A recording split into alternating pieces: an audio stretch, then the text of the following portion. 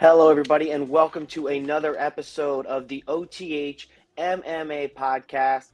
We say podcast, it's kind of an all-encompassing term. I know we're on YouTube, but today I am here with Martin. I am here with Cooper. Guys, let's talk a little bit about Marlon Vera or Marlon Chito Vera, Rob Font, UFC Vegas 53. What are your first initial thoughts going into the weekend? I'll throw it over to you first, Martin.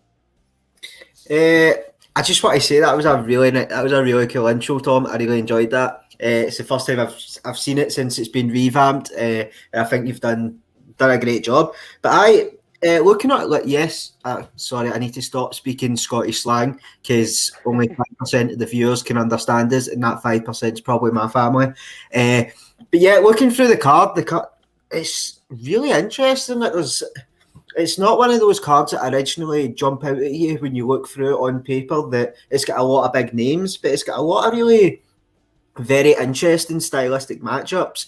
And I think that's kind of reitified with the main event. Like, the main event it's such a cool matchup, and it's got me kind of very excited for it.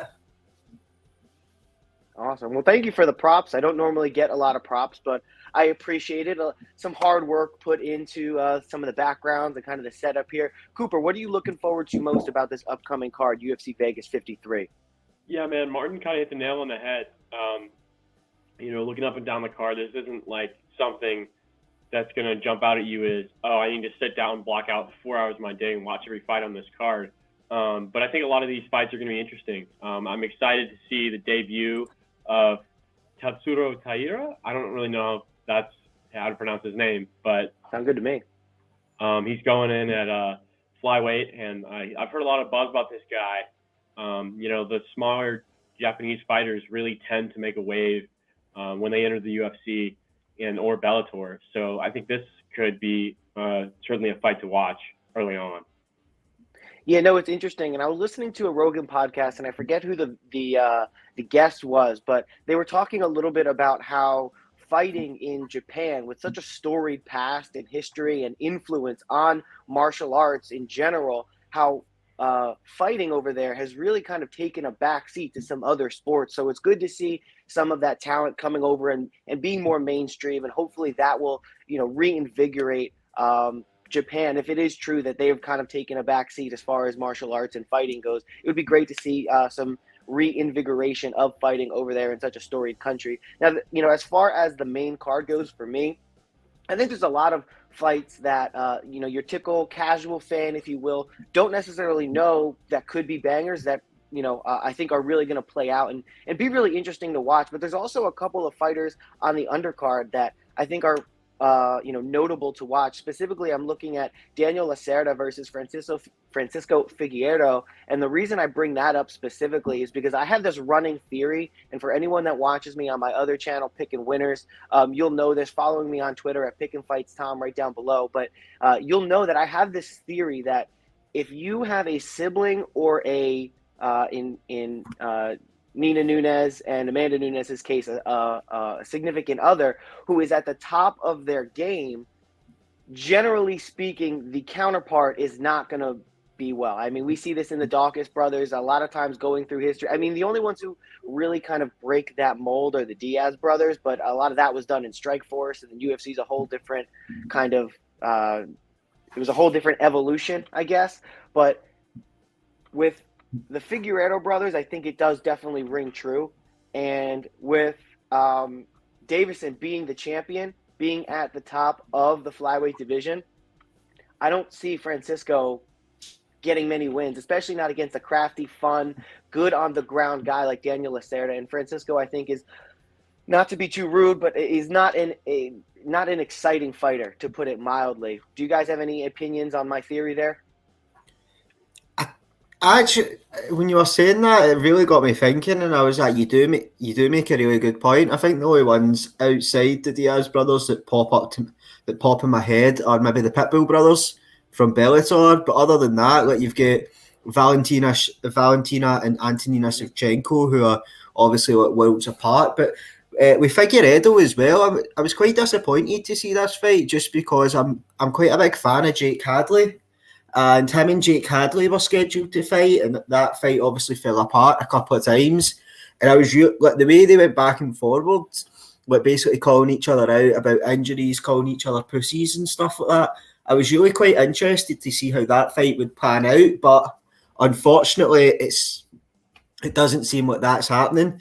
And with a name like Figueiredo, I know he's not his brother, but it's still like fans recognise the name, so that would have been a huge opponent for Jake Hadley. But I do agree with what you're saying. I can't really see past Lacerda for this fight. Yeah, Martin, I agree with you. I haven't really watched a lot of his fights. I watched Daniel De Silva's debut, and he looked okay. Didn't look great.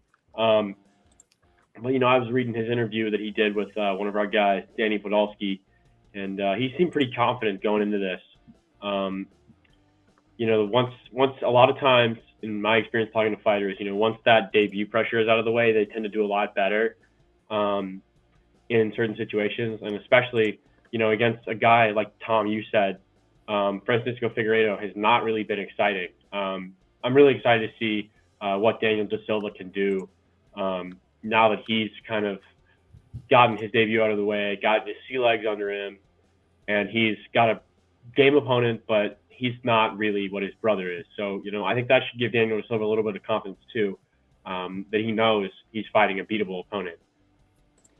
Yeah, absolutely. Let me clarify my theory a little bit. It only pertains to siblings who are in the UFC at the same time, or as far as the Nunes couple go, significant others in the UFC at the same time. I know there's been, kind of as the Pettis brothers go, like it kind of counts, it kind of doesn't count, but you could almost track, like, as far as like when Sergio started getting better, it was really when we started to see his brothers kind of decline. It almost lines up fight for fight. And I've went through as far as the Dawkins brothers go, and like their fights almost line up fight for fight with like wins and losses. So it's a really weird thing that I've been saying it a lot. So I'm thinking that it's eventually going to not ring true, but until the wheels fall off, I'm going to continue to ride it. Just staying on the undercard really quickly, we have Alexander Romanov against Chase Sherman. I've looked around.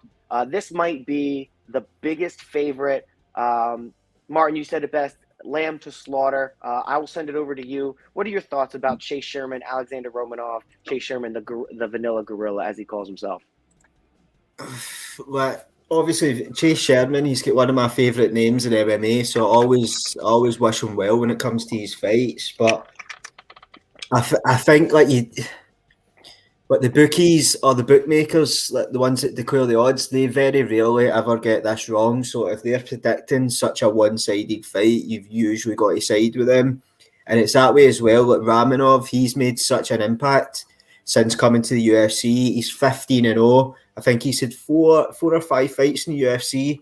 Finished 3 of the opponents. He's only went to the decision once in the UFC. But he's had a lot of bad luck this year. Like I think this is his first fight in 2022, but it's the third one that he's had scheduled.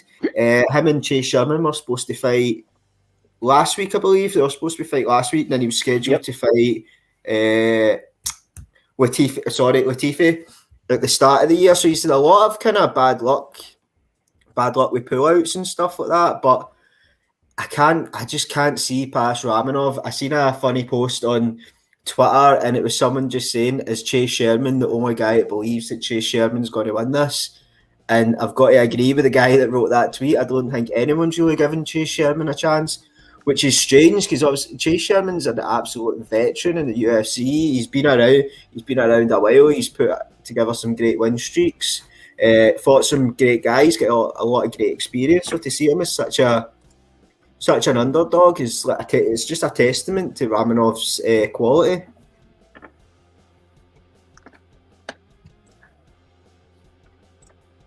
Yeah, I mean, Chase Sherman's dropped 3 in a row to guys like Andrei Arlovski, Parker Porter, and Jake Collier. Those last 2 names are where it kind of gets hairy for me. I've always had kind of soft spot for Andrei Arlovski, being he's a former champion and he's always on the edge of the top 15. But Parker Porter recently was has just been putting on horrendous performances. So to see Sherman lose to guys like that, Augusto Sakai, and Collier, that's really got a sting. He's only had one win in his last 7 fights against Ike Villanueva, who is another heavyweight that's never really been able to put it together. So, to see him against Alexander Romanov is a little cruel. I remember, Tom, you saying that this might have been the biggest betting favorite in fighting history or something like that. And that's fair. But if it's that big of a favorite, why are they even making the fight? Romanov's on the door of the top 15. He's looking to make a chase for the top 10 at the end of the year, make a name for himself. And he's fighting a guy who's struggling to stay in the UFC at all. Like, this fight makes no sense to me. I'm not saying Sherman's going to get killed, but with odds like that and with a matchup like this, I don't know how this goes the distance, A, and B, is even entertaining.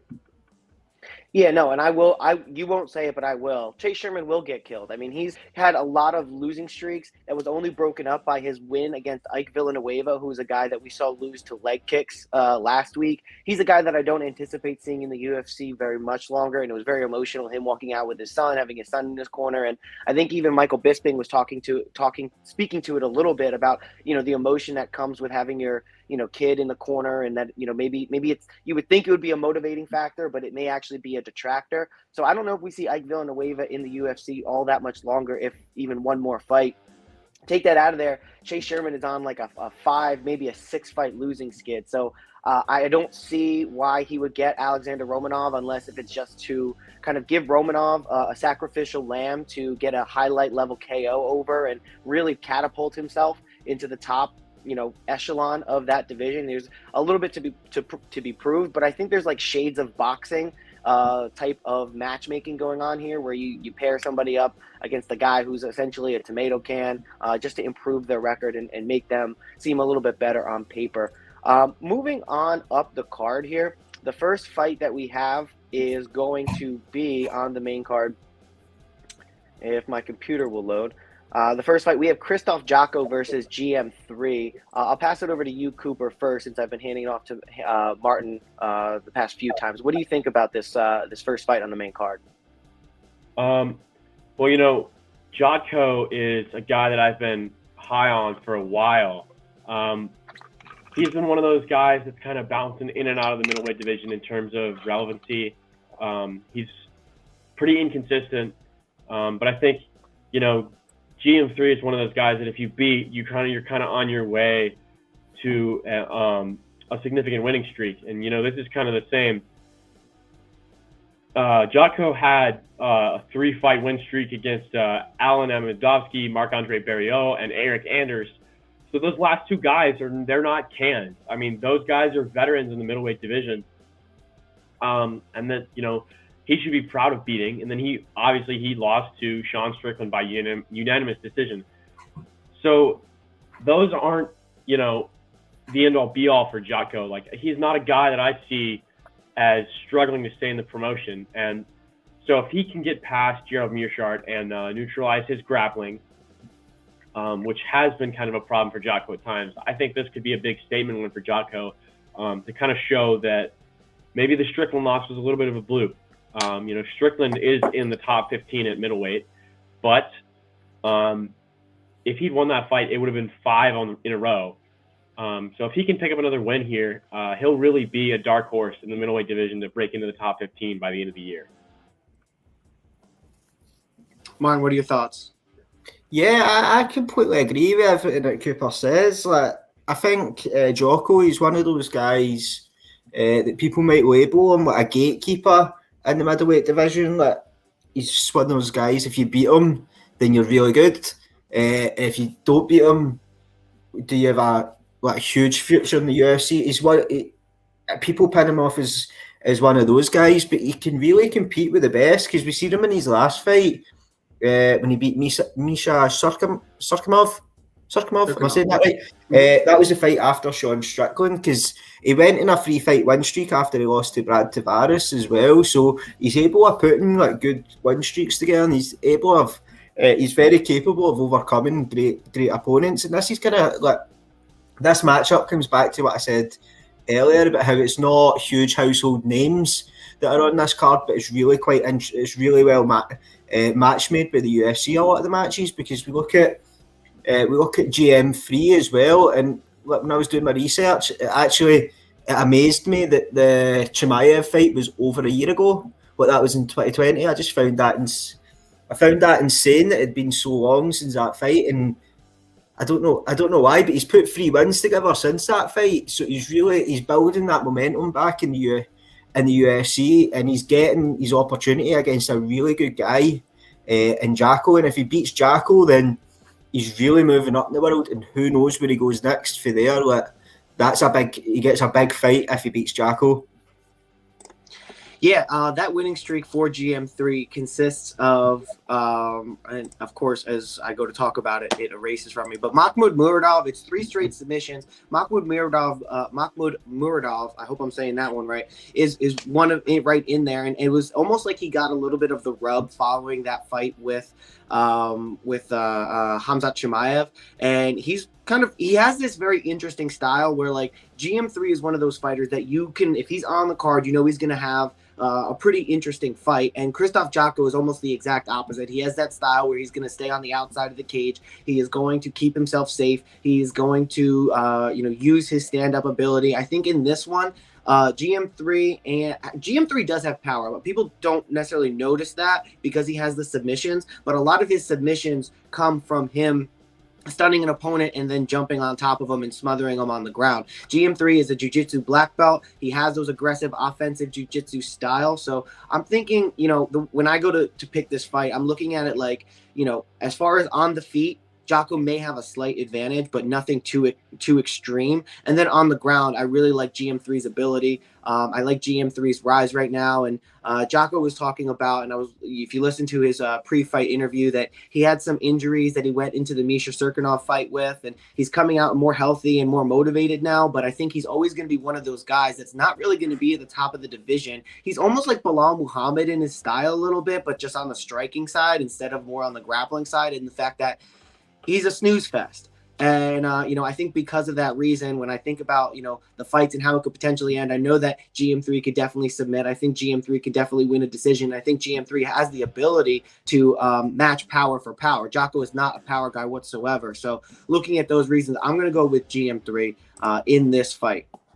Moving up the card, and I don't know why my computer decides that now would be a great time to just kind of nuke itself.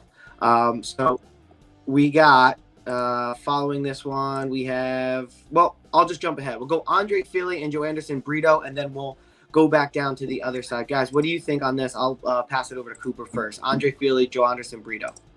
I don't know a lot about Burrito, but I haven't really been impressed with Andrei Fili in his last couple of fights. He seemed kind of slow. I've heard that he's had a lot of issues with weight cutting in the past. But, if this is a time to turn around, this is, now is the time. He's had a loss to Bryce Mitchell where he just got dominated, and his last fight was a no contest against Daniel Pineda. But, if he really, picks up the pace, is not what I've seen against Bryce Mitchell. Burrito's a guy that's definitely at a different level than the Sadiq Yusufs of the world, the Charles Jourdains, the Bryce Mitchells. So if he can kind of parlay that into a better performance, at least energy-wise, comes out with a little bit more confidence, I think he's going to do a little bit better than he has in his last couple of fights. Now on the other side, my computer is also being slow. On the other side, I've always thought of Burrito as a guy that's, kind of struggled to break through. This is his second fight in the UFC. He beat Diego Lopez on the Contender Series. But then his first fight in the UFC, he lost a unanimous decision to Bill Algeo. So he's young, but he didn't look that impressive in his Contender Series bout. He won by technical decision. So he's really going to need to make a statement for me to change how I feel about him. I'm not super high on him, but I'm also not super high on Andrei Fili either. However, Andrei Fili's got the track record that I think he can put on a pretty good performance in this fight. What are your thoughts, Martin? Yeah, I completely agree with you there, Cooper. I think like this, see for your second fight being in the UFC, like again, Andrei Fili is an absolute shiter. Like, excuse my French, that is an absolute horrible matchup to get for your second fight in the UFC, because Andrei Fili is one of those guys that only seems to lose against the elite of the division. Like, as you mentioned, like he lost against Bryce Mitchell, who's hyped up to be one of the best, who is not even hyped up to be anymore. He is one of the best 145 pounders in the world. Sadiq Yusuf as well, who's like complete, who is just another level. But that guy really is amazing. If he can round up his skills, he can be Sadiq Yusuf can be a contender as well. So to lose against these guys, it's not a great. It doesn't make you a bad fighter. Like, so to get a guy, so in your second fight in the UFC, when you lost your first fight, like it's not like he came in and smoked someone and they're like, right, we really need to give him that step up now. It seems that they're just trying to build Andrei Fili back up by giving him this fight. Like, it just, even experience wise, it's so different, because when you go into the UFC, you are in the same company, and I understand you are in the same company, but there's levels to the company, there's levels of experience, and there's levels of ability, the same as every other kind of show regionally. And this fight is just not making full sense in my brain. I might end up getting this horribly wrong, and I might end up getting like clipped on some kind of meme page for making an outlandish take, but for your second fight in the UFC, coming off a loss, it doesn't add up to me to get Andrei Fili when there's so many other guys out there.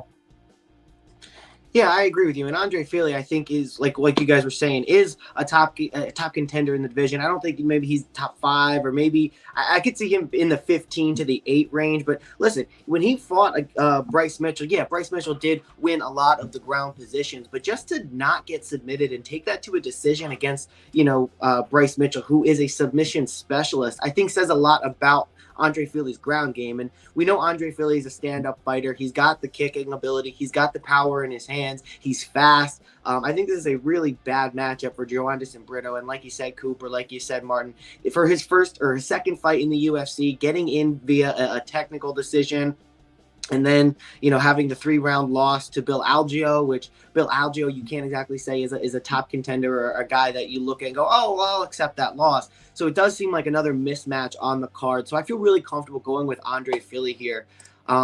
Just to keep the episode moving for the fine folks at home, let's bring it back down to Darren the Damage Elkins versus Tristan Connolly. And I'll take this one first. And I think that Tristan Connolly is actually going to, looking around YouTube and looking around what all the people are conversing about and talking about, they really think this is a toss-up. But the more I look at it, the more I really lean towards Tristan Connolly. And the reason is because Darren the Damage Elkins doesn't get a nickname like that without taking damage. And in his last few fights, we've seen the punches that he used to be able to walk through actually really start to affect him here. I believe his last fight was against someone. Help me out here while my computer decides to just freeze. Darren Elkins. It was Cub Swanson. It was Cub Swanson, right? And he lost that fight very early on, and it was from a punch that we've normally seen Darren Elkins walk through. And even if you just kind of look at those two guys' face, Tristan Connolly and Darren Elkins' face looks like it has more scar tissue than a Diaz brother. I mean, his face looks completely, reconfigured due to his fighting. And I think against a guy like Tristan Connolly, who is, a grappler by trade, but has shown that he can, stand up with the best of them.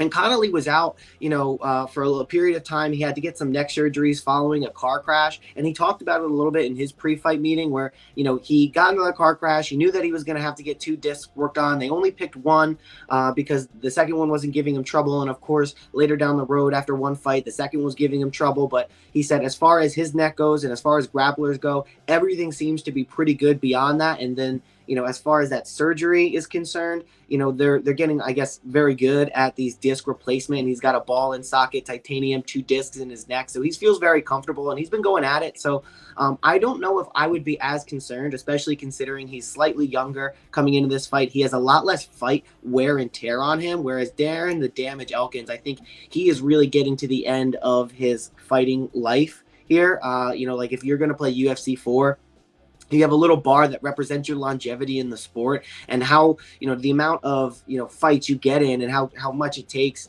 it slowly eats away at that bar. And I think there, it's not a perfect analogy, but I think there's definitely some, real life things that lends it to. And I think Darren Elkins, if you were going to pick up UFC 4 right now, he would have about this much left on his longevity bar. And I think that's where Tristan Connolly is going to, where he's going to capitalize here. What do you think, Martin?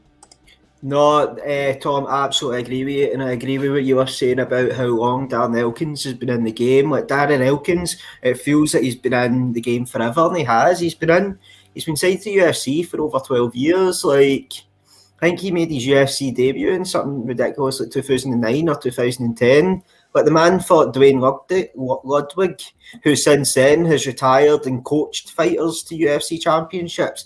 The fact he's still fighting is absolutely amazing. I think he's had something ridiculous, nearing 30 fights in the UFC. He's had an absolute impeccable career. Like, what he's done in the sport is amazing. And I think he is coming to that point in his career where he is going down, he is get one foot out the door, but maybe not mentally, but like in reality, he's very close to nearing the end, which is a shame because he always puts on one hell of a fight. And when he's fighting Tristan Connolly, who I don't like to count out, because I think the last time I counted him out was against Mikel Pereira when he jumped up 2 weight classes and beat that mad fucker. Like we remember, Mikel Pereira, he's just an absolute madman.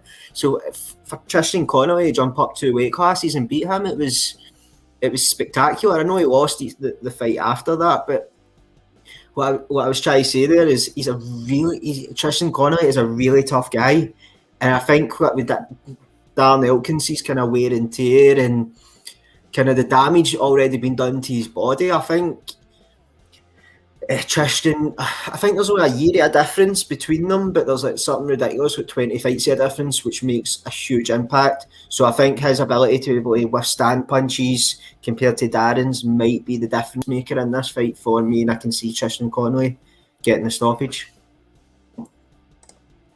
Cooper, what do you think? And one quick thing before that is, that Michel Pereira fight, I mean, he went up 2 weight classes and he really dominated him outside of the first round. That was the fight where you may remember where Tristan Connolly was on the ground and Michel Pereira did a backflip onto him. It was one of 3 backflips that Michel Pereira completed. I think that's got to be a record. I don't know if anyone's done 1 backflip, let alone multiple. And he also had a 5-minute dance routine coming into that. So I think a little bit of that might have been, the gas tank for Michel Pereira. We haven't seen him do that dance routine since. But what's your quick thoughts on this one, Coop? Yeah, man. For me, Elkins has always been kind of the guy that's going to go in there, and he's going to take damage no matter what. Every fight he's been in that I've seen has been a war. His fight with Cub Swanson was incredible. And, that really does show kind of on his face. However, like Connolly mentioned earlier, his car crash, that's a big if for me, and that's where I have the hang-up going into this fight. So that's what's preventing me from going one side or the other. Because although I think Connolly's the better fighter, Elkins has had kind of a long career. He seems like he's done. But disc surgery is nothing to play with, man. If you mess it up, it could be very well the end of your career, at least pain-free. And a lot of times it can severely limit the movement of the athlete. So, you look at guys like Tiger Woods. He doesn't move his back like he used to.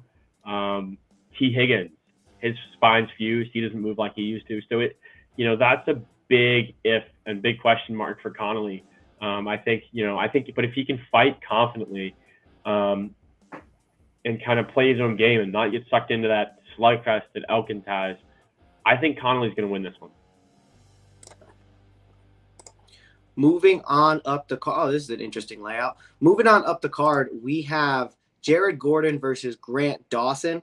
Grant Dawson notably having that crazy fight with Ricky Glenn where he was dominating the first 2 rounds, kind of, used a lot of his gas tank and then got dominated to a 10-8 round to finish, and it went to a draw. I think with that Rick Glenn fight, and you guys, I want to hear what your thoughts are, but with that Rick Glenn fight specifically, I think, he was really nervous about the power coming back at him from Ricky Glenn, which is something that he doesn't have to necessarily worry about with Jared Gordon. Jared Gordon, guy in the UFC who's good at a lot of things, but great at almost nothing. He's somebody who, he's got competent striking, competent ground game, competent clinch work and grappling, but I don't think he's really well versed in any particular area. And these are guys who are going to be, I think for a long time they had changed weight classes. They're going to be at their most natural weight here. I think Grant Dawson is just going to outclass Jared Gordon in every area, and I think he's going to be able to avoid the striking because he's less concerned about the power coming back at him. That's not something Jared Gordon particularly possesses in spades. And I think Grant Dawson's not going to have to worry about those comeback shots. He's going to be able to get in there, get this fight to the ground, and I think he's going to be able to beat up Jared Gordon on the ground. What do you think about that one, Cooper? Yeah, looking at what Jared Gordon's done in the past couple of fights, he's done a 3-fight win streak, but none of those wins are really impressive, other than Joe Selecki, who's done really well for himself in the promotion. A guy like Chris Fishgold, he's kind of struggled. Danny Chavez, again, has struggled. But if you go back 4 fights before that, he lost to Charles Oliveira, and he would have been on a 4-fight win streak without that fight. Now Dawson, on the other hand, is 17-1 with 1 no contest, and he was on a complete tear before he ran into that fight with Ricky Glenn. A lot of those names that he fought are not names you're really going to notice, but I think Dawson is one of those better fighters coming out of that Missouri gym that I can't remember the name of that Dakota Bush trains out of. He's got it all going for him. I think he's going to learn from that draw that he had to Ricky Glenn. Now that you kind of have that draw, you take a lot of lessons from it, and I think they're going to apply the same against Jared Gordon. Obviously they call Jared Gordon Flash, but he doesn't really pack a lot of thunder. I think that's going to bode well for Dawson, at least mentally, because he doesn't have to be on his back foot all the time. I think Dawson's going to pull this one out, and dare I say, pretty convincingly.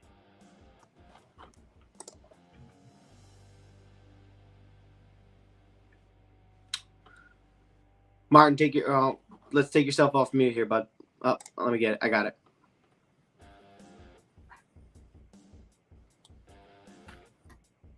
With us?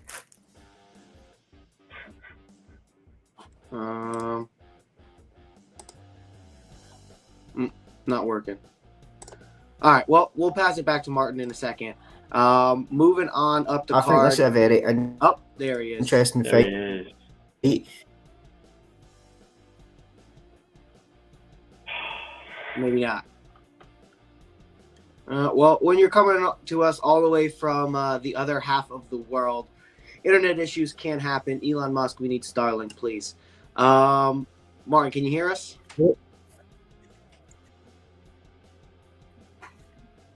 Yeah. Okay. Well, sorry. There we go. I was coming up saying the host has muted your mic. I know I talk a lot of shit. Yeah. All right, back to mute here. All right. Well, this will definitely make the Overtime Heroics MMA podcast blooper reels. Hopefully we'll get Martin back here in a second. We already talked about Andrei Philly. Moving on to the co-main event, we have Andrei Arlovski versus the egg-shaped Jake Collier. Cooper, what do you think about this matchup for Jake Collier versus the 43-year-old Andrei Arlovski? Man, Arlovski is 43, but he's kind of an ageless wonder. Like they always say, heavyweights peak later. I don't know how biologically that's possible because they're a lot bigger. They get a lot more wear and tear on their body. So the whole peaking later thing doesn't really make any sense to me. But Andrei Arlovski is looking to make it 4 on the bounce. And Jake Collier has actually never won 2 straight fights in the UFC.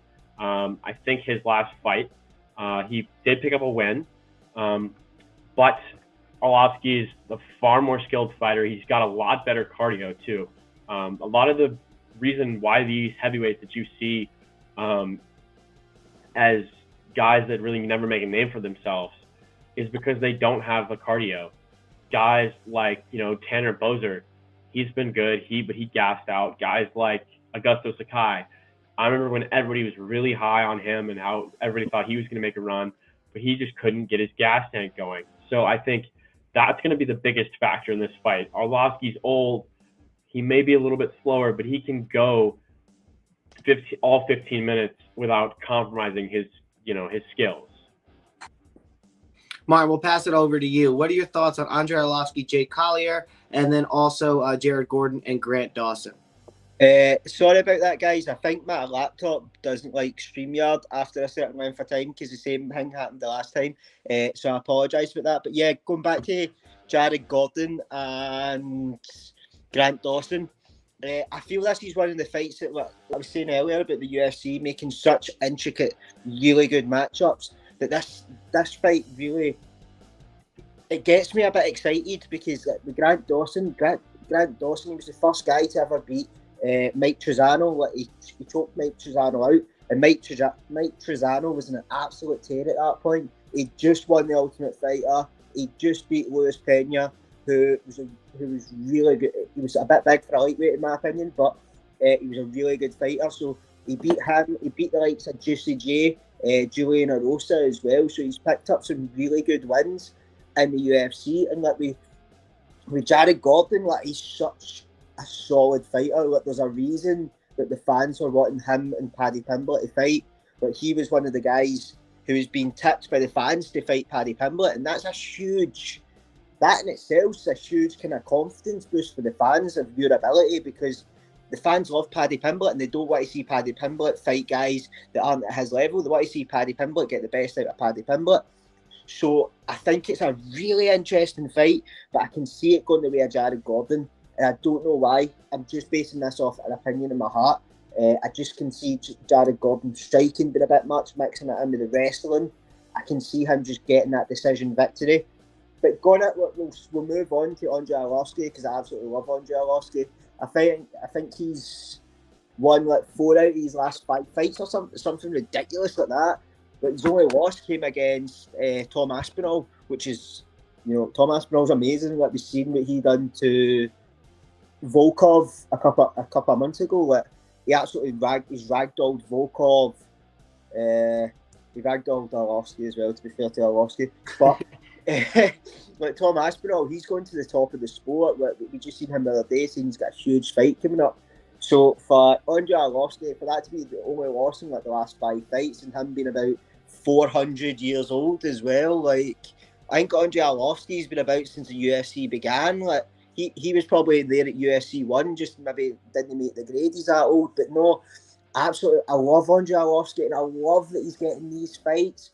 With no disrespect to the guy that he's fighting, but I see Andrei Arlovski getting the win, and I'm so happy because I think he's got like a really good contract as well in the UFC, if I'm not mistaken. But he gets quite a lot per fight, which he deserves because he's Andrei Arlovski and he's been about for about 400 years. Like he was on that bully beatdown program. Does anybody remember that? I don't know why this has popped into my head. That Mayhem Miller done. And basically had to batter some like he's this guy's sister's boyfriend, because the sister's boyfriend used to like noogie him and stuff, and you just but the guy needs to turn up and fight Andrei Arlovski for 5 minutes. But I don't know why they let that on TV. I really don't. It was amazing. But I can't wait for Andrei Arlovski's fight. I love watching him. Like, when he went through that kind of skid a couple of years ago, when he lost a few fights back to back, and it was quite horrible defeats as well. You really feared for him, and you were like, right, you were hoping that he would kind of throw in the gloves, like kind of do like the Undertaker, and just put like the gloves in the middle of the ring and disappear into the distance, like ride into the sunset in the back of like a Harley Davidson or something that Dana White gave him. But no, I'm so excited because I just want him to get more money, and I just see when a guy's been around that long and gave that much to the sport, like you really want to see them do well. You really want to see them set up for life, because this is the issue with fighting, and it's the issue of like every sport. Like you've got such a short-lived career. Like unless you're on Arlovski. But most careers are really short. Like you're only there for about maybe 20 years. Like you can be in the one workplace for 20 years and then move on to something else. But when it's all you've given and you've given your whole life to this sport, and you're one of the pioneers that's really got the sport to the level it is, you want to see these guys be rewarded for their hard work, and I hope that's what Andrei Arlovski's getting, and he's getting that fat dollar money. Well, no, yeah, I hear you. And Andrei Arlovski, like, it almost puts the whole Tom Brady, like, old guy can't do it or old guy can do it. It puts it to shame because, yeah, Tom Brady, at the end of the day, let's face it, he's not in one of the most physically athletic or physically demanding positions on the football field. Martin, football is a game that we play over here in America, if you didn't know. But, yeah, to be a fighter at 43 at the highest level of competition is absolutely astounding and unparalleled. And I have a feeling that even when the time comes where he's not, in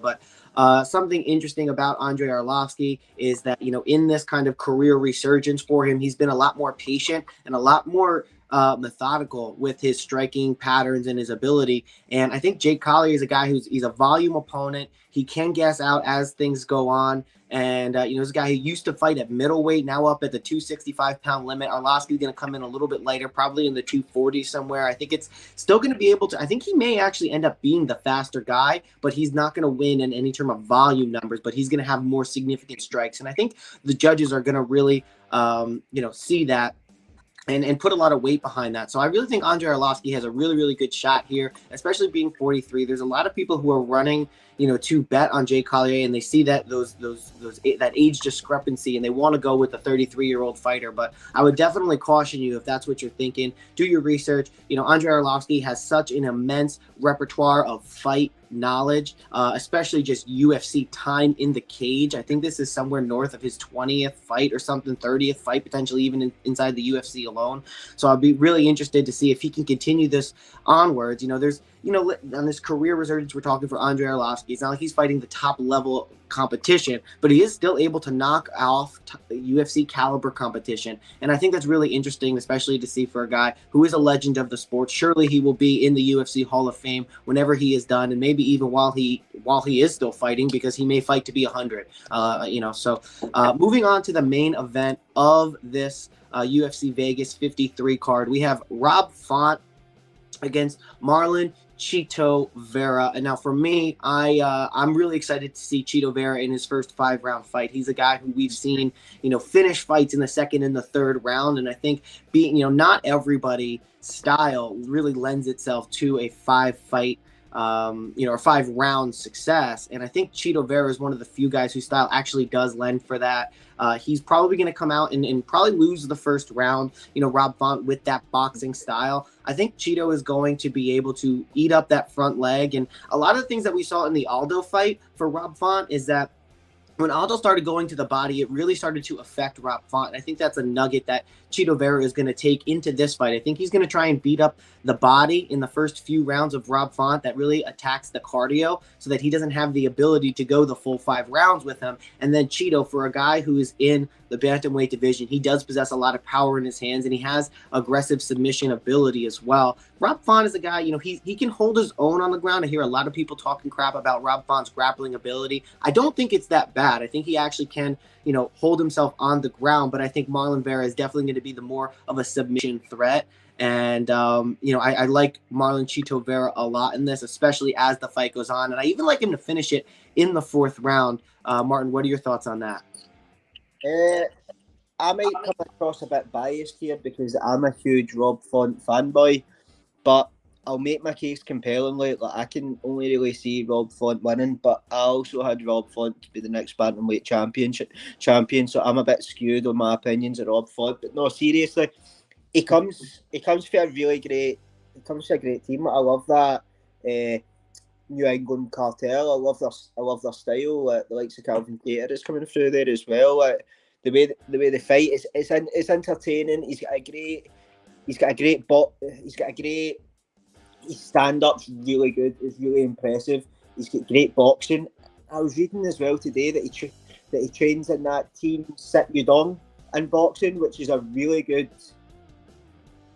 Muay Thai gym. Sorry, I just notification popped up, but it's a really good Muay Thai gym. So I hope he's learning for the kind of Jose Aldo fight as well, because Jose Aldo is one of the best. He's one of the best fighters the UFC's ever produced. He's one of the best fighters we've ever seen in the UFC. So it's a huge step up for it. That was a huge step. But his fights before that, like, he ragdolled Cody Garbrandt, he boxed the head off Cody Garbrandt, he finished Marlon Moraes when Marlon Moraes was like top of the food chain, and before that he beat Ricky Simon. That is 3 world-class fighters he's beat. Like Marlon Chito Vera, like his knockout against Frank Edgar was amazing. The way he beat David Grant was really impressive as well. Like, he showed a whole range of his skill set. But I think he was pushed a bit too early, if that makes sense. Like, see, after the Sean O'Malley fight, to go from fighting Sean O'Malley to fighting Jose Aldo in your next fight was ludicrous, in my opinion. Like, I can't remember how that fight came about, but it's such a huge jump up. Like, I couldn't wrap my head around it, because he went for getting a loss against Song Yadong, beating Sean O'Malley, and then getting Jose Aldo, one of the best fighters the UFC's ever produced. It didn't make sense, and I think that fight was only ever going to go one way, but I hope he's learned through that fight. And when he was on Joe Rogan as well, like, your love for him grew a lot, because you heard a lot more about his background and where he's came from. And for someone coming through that kind of background, that adds an extra level of fight, and that adds an extra level of intensity and tenacity to that individual. And it's that way as well. Like, hard places breed hard people. Like, and that's what him and Rob Font have in common as well. Like, they're both guys for the street who are going to come out and going to put on an absolute war, and I can't wait. I'm so excited for this fight, and I thank the UFC for giving us it. But I can only see one victor, and it's Rob Font. Yeah, to push back on you a little bit, I mean, Rob Font is a guy who fought the chinny Cody Garbrandt and made Cody Garbrandt look pretty durable, actually, in that fight. So that's not something that you want if you're going to label yourself as a guy. I mean, Rob Font's not somebody who's going to be able to put anybody away, and he really hasn't as of late. I think he put away Marlon Moraes early, and I mean, everyone puts Marlon Moraes away. Augusta Wynn puts Marlon Moraes away, sorry to say, and that's part of the reason why he retired now. So, I mean, I don't know if those are the calling cards I'm going to hang my hat on. So, yeah, I think I do like Rob Font. He's a Massachusetts guy. He's got that New England style about him. But those guys who are 34, they're from New England, especially they hit their primes late, and they get into the UFC careers late. And he's 34, going on, Marlon Vera, who is 29 years old. He has that Venezuelan background. He is a hard guy. He is, determined. And I think if we go back and we look at the Sean O'Malley fight, yeah, Sean O'Malley can cry about his ankle all he wants, but those were hellbows that were ended or that were being landed to end the fight. And I unfortunately see a similar path here for Rob Font. I just think Marlon Vera gets it done, whether it be submission or TKO. I think this is going to be a finish for him. But to be fair, to Cody Garbrandt, I think in that fight he understood how good a striker Rob Font was, and he didn't take those same levels, those same kind of chances. But see the chances him take against Pedro Munoz when he abandoned all basics. He had to chin up, and he was swinging for the fences. He didn't have that same kind of lack of defence, in my opinion, against Rob Font, because I think he knew the level of striker that he was facing, and he didn't seem to take those same chances, which I found quite interesting. Cooper, what do you think? Yeah, I would have also gone with Rob Font for this fight, but something worrisome happened today. Rob Font actually was the only fighter on the card to miss weight, and he missed weight by quite a bit. He missed weight by 2.5 pounds over 126 or 136, excuse me. So he came in at 138.5, which is pretty heavy, especially for a guy that's never really missed weight in his career.